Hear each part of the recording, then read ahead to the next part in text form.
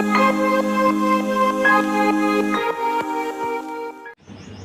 वालेकुम स्टूडेंट्स, कैसे हैं? उम्मीद है सब खैर खैरियत से होंगे। आज का जो हमारा टॉपिक है, आज हम mathematics class 9 unit number 5 factorisation, इसके बारे में एक्सरसाइज 5.1 को सॉल्व करेंगे। प्रीवियस लेक्चर में हमने 4 चैप्टर कंप्लीट किया था। इंशाल्लाह आज हम यूनिट 5 स्टार्ट करने लगे हैं। आज एक्सरसाइज 5.1 के क्वेश्चन हम सॉल्व करेंगे। टॉपिक में आगे बढ़ने से पहले अगर आप हमारे चैनल पर नए हैं तो हमारे चैनल को सब्सक्राइब करें और बेल आइकन को दबाएं ताकि हमारी आने वाली वीडियो की अपडेट आपको मिलती रहे। तो बढ़ते हैं हमारे टॉपिक की तरफ। क्या है हमारे पास?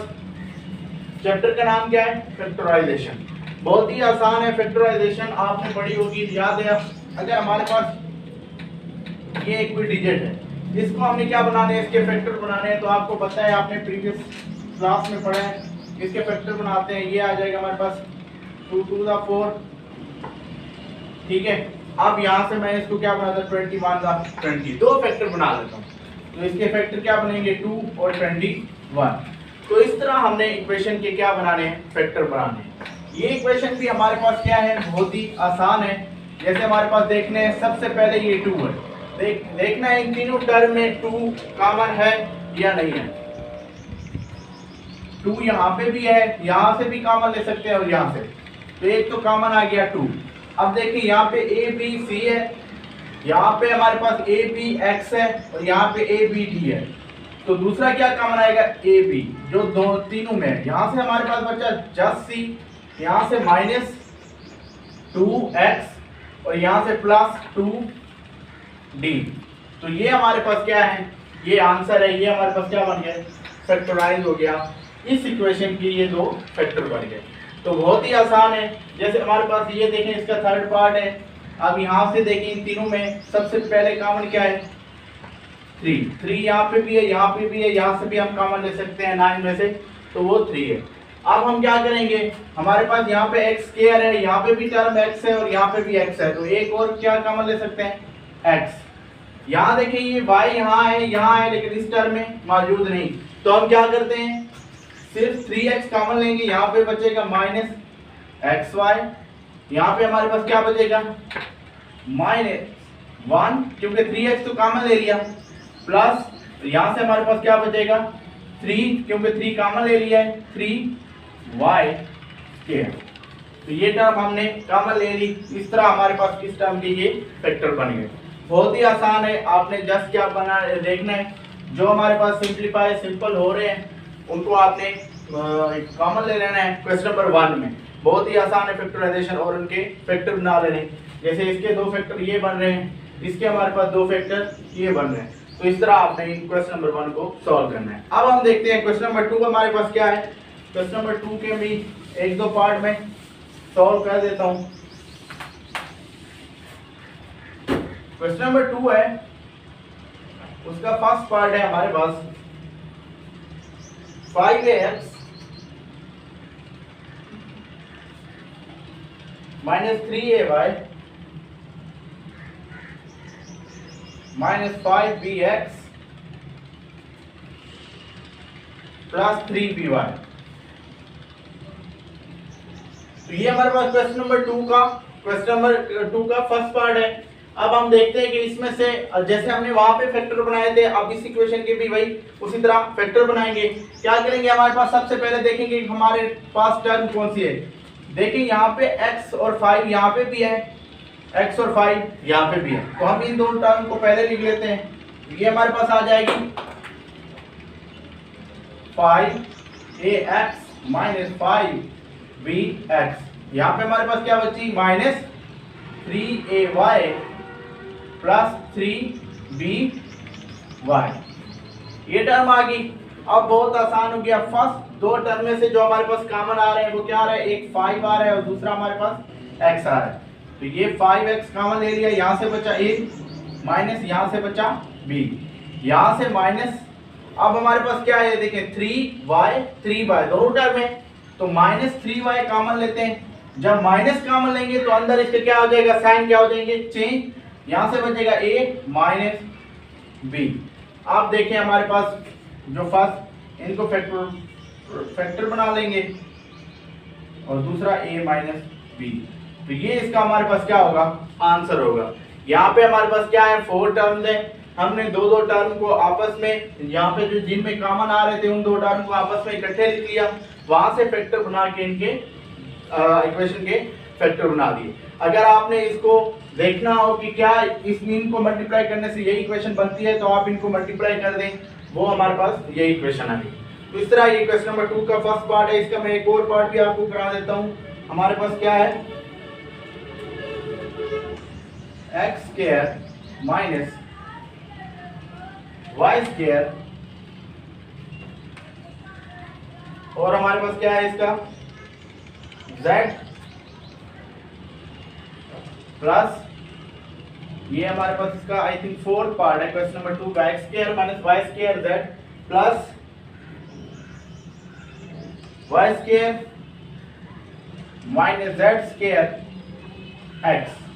तो ये हमारे पास इसका फोर्थ पार्ट है। सबसे पहले आपने क्या करना है, z को मल्टीप्लाई कर देना है, z x square minus z y square plus, अब इस तरह हम इस टर्म को भी मल्टीप्लाई कर देंगे, x y square minus x z square. अब हम क्या करेंगे, जिस टर्म में हमारे पास जो दो टर्म में कॉमन आ रहे होंगे उस टर्म को अलग लिख लेंगे साथ में, और दूसरी टर्म को उस तरफ लिख लेंगे। अब देखिए हमारे पास क्या है, एक ये z x square minus x z square minus z y square plus x y square. हमने x z वाली टर्म को एक तरफ कर लिया और y वाली टर्म को एक तरफ कर लिया। अब इनमें से कॉमन क्या है, zx, तो यहां से बचेगा एक x और यहां माइनस, यहां से एक z माइनस। अब देखिए इन दोनों में कॉमन क्या है, सिर्फ हमारे पास क्या है y स्क्वायर, क्या है हमारे पास y स्क्वायर। अब हमारे पास टर्म क्या बन रही है, यहाँ पे ये माइनस साइन चेंज हो जाएगा, ये हो जाएगा z माइनस x, ये टर्म आ गई। अब हम क्या करते हैं, अगर मैं ये माइनस इस तरफ ले आऊं, zx x minus z minus, ये माइनस बाहर ले आऊं, क्या ले आऊं, ये माइनस मीन की ये यूं आ जाए, y square minus x plus z है। अब मैं माइनस बाहर ले आऊं तो ये क्या हो जाएगा, zx x minus z minus minus क्या हो जाएगा प्लस y स्क्वायर, ये हो जाएगा x माइनस z। ये वाली टर्म मैंने माइनस कॉमन ले लिया तो ये पॉजिटिव हो जाएगी और ये हमारे पास क्या हो जाएगी, नेगेटिव हो जाएगी, और जब वो माइनस बाहर कॉमन आएगा तो माइनस माइनस क्या हो जाएंगे, प्लस। तो इस तरह अब हमारे पास कौन से फैक्टर बन रहे हैं, एक बन रहा है zx प्लस वाई स्क्वायर और दूसरा x माइनस z। ये टर्म हमने इसलिए की क्योंकि हमारे पास जो फर्स्ट फैक्टर में जो हमने कॉमन लिया था वहां से हमारे पास कॉमन क्या आ रहा था, x माइनस z। इसलिए हमने इस टर्म को ऐसा बनाने के लिए यहाँ से माइनस कॉमन लिया ताकि उन दोनों फैक्टर को फिर इकट्ठे निकल जा सके। तो इनकी ये फैक्टर बन गए और ये हमारे पास क्या है, इसका आंसर है। तो ये क्वेश्चन नंबर 2 था।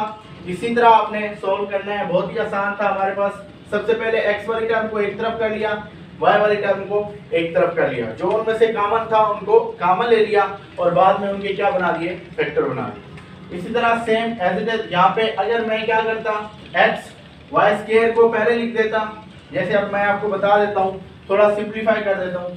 अगर यहाँ से मैं क्या करता, x जैसे ये हमारे पास है z x square minus x z square plus x y square, ये वाला टर्म पहले माइनस z y स्क्वायर। अब यहाँ से मैं कॉमन लेता zx, तो ये x माइनस z, और यहाँ से पहले ही प्लस है, जस्ट y स्क्वायर कॉमन लेता तो ये x माइनस z।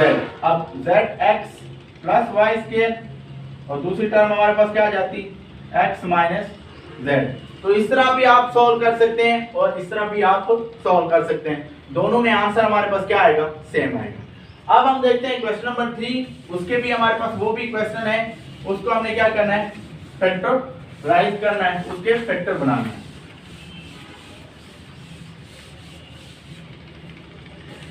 अब क्वेश्चन नंबर 3 हमारे पास क्या है, इसका फर्स्ट पार्ट करते हैं क्वेश्चन नंबर 3 का। 144 a square plus 24 a plus 1।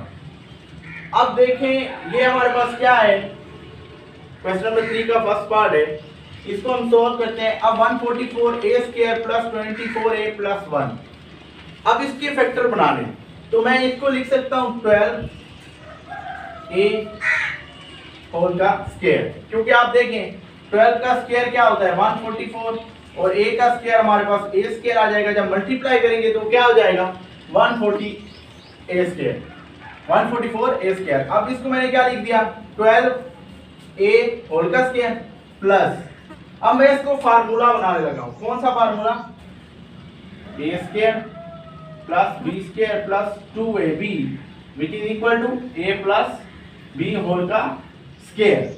अब देखें यहाँ पे प्लस 2, a की वैल्यू तो हमारे पास क्या है 12 है, क्योंकि हम इसको फर्स्ट a लेट कर रहे हैं तो a की वैल्यू हमारे पास क्या आ रही है 12 है।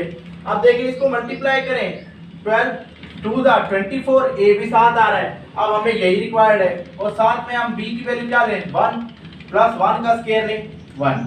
अगर हम इसको ओपन करें हमारे पास ये इक्वेशन बनेगी, लेकिन अब ये हमारे पास किसका फार्मूला बन रहा है a square plus b square plus 2ab is equal to a plus b whole का स्क्वायर। अब हम क्या करेंगे, ये हमारे पास इसमें a की वैल्यू क्या है 12 a प्लस 1 होल का स्क्वायर, तो इसको आप अलग-अलग लिख दें तो ये आपके क्या बन जाएंगे फैक्टर, ये आपके क्या बन गए फैक्टर।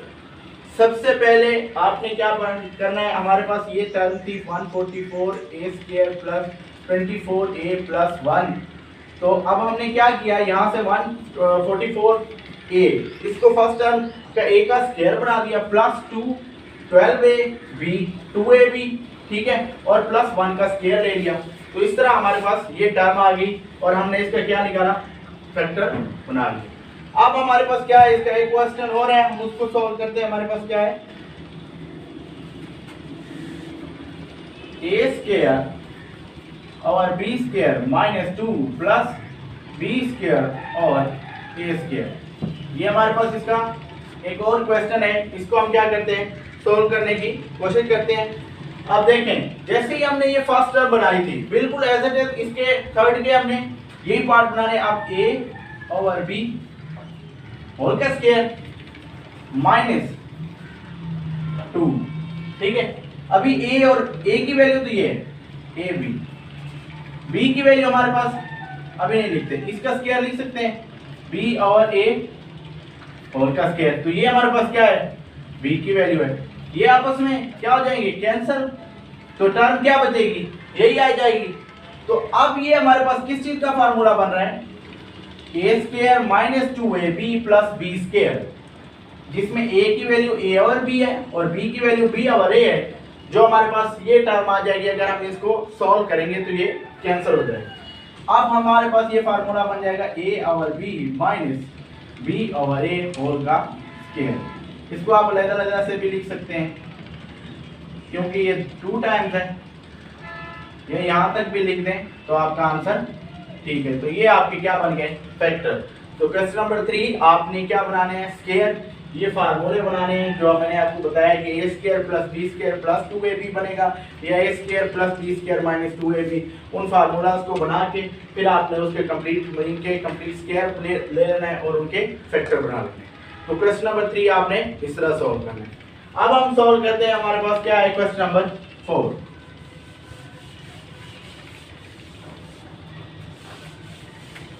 बहुत ही आसान है, अगर कहीं पे भी कंफ्यूजन होती है आपने हमें कमेंट सेक्शन में जरूर बताना है, इंशाल्लाह हम उसको सॉल्व करेंगे। अब हमारे पास क्वेश्चन नंबर 4 है, क्वेश्चन नंबर 4 बहुत ही आसान है। क्वेश्चन नंबर 4 में है हमारे पास फर्स्ट पार्ट है 3x square minus 75y square, ये हमारे पास क्या है। अब इसमें टर्म क्या है, 2 टर्म्स हैं। आपने याद है आपने एक फार्मूला पढ़ा था a square minus b square is equal to a plus b और a माइनस b। इस क्वेश्चन नंबर 4 में मोस्टली हमारे पास यही फार्मूला यूज होगा। अब देखिए हम तरतीब से आ रहे थे, हमारे पास फर्स्ट में फैक्टराइज सिंपल थी, हम कॉमन लेके फैक्टर बना रहे थे। सेकंड में क्या था, हम वहां से हमारे पास 2 टर्म थी, x वाली को अलग कर लेते, y वाली को अलग कर लेते और वहां से आंसर निकाल लेते। क्वेश्चन नंबर 3 में क्या था, हम ये फार्मूला यूज करते हैं a प्लस बी या a minus B, A square plus minus 2ab plus B square, ये दो फार्मूले यूज करते आ रहे हैं। अब जो हमारे पास क्या है, क्वेश्चन नंबर 4 है, क्वेश्चन नंबर 4 में मोस्टली ये फार्मूला यूज होगा। अब हमारे पास फर्स्ट पार्ट है, देखिए इन दोनों में हमारे पास 3 कॉमन है, तो ये हो जाएगा एक्स स्क्वायर माइनस यहाँ से 3 कॉमन लेंगे, ये 25 वाई स्क्वायर। अब हम क्या करेंगे, 3 इसको a बनाएंगे, 5 बाई b बनाएंगे। अब हमारे पास ये a square minus b square है, तो क्या बनेगा, एक दफा प्लस में, एक दफा माइनस में और एक दफा प्लस में। तो इस तरह ये हमारे पास क्या बन गए, फैक्टर बन गए। बहुत ही आसान था, 3 कॉमन ले लिया, फिर x square minus 25 y square, एक सॉरी ये हमारे पास क्या है, x स्क्वायर, ये क्या है हमारे पास x स्क्वायर है, मैंने a स्क्वायर लिख दिया। अब ये हमारे पास क्या है, यहां से हम क्या कॉमन लेंगे, 3, ये x square minus 25 y square. अब यहां से क्या करेंगे, 3x होल का स्क्वायर माइनस 5y होल का स्क्वायर। अब ये टर्म बन गई a प्लस बी और a माइनस बी, इसको लिखेंगे 3x माइनस 5y, ये ब्रैकेट है हमारे पास, और x प्लस 5y। तो ये जो हमारे पास टर्म है ये क्या बन गए, इसके फैक्टर बन गए। वही फार्मूला हमने क्वेश्चन नंबर 4 में यूज किया, और क्वेश्चन नंबर 4 के जितने भी क्वेश्चन हैं वो according to this formula use होंगे। अब इसका एक और पार्ट कर देते हैं, हमारे पास क्या है, 3x माइनस 243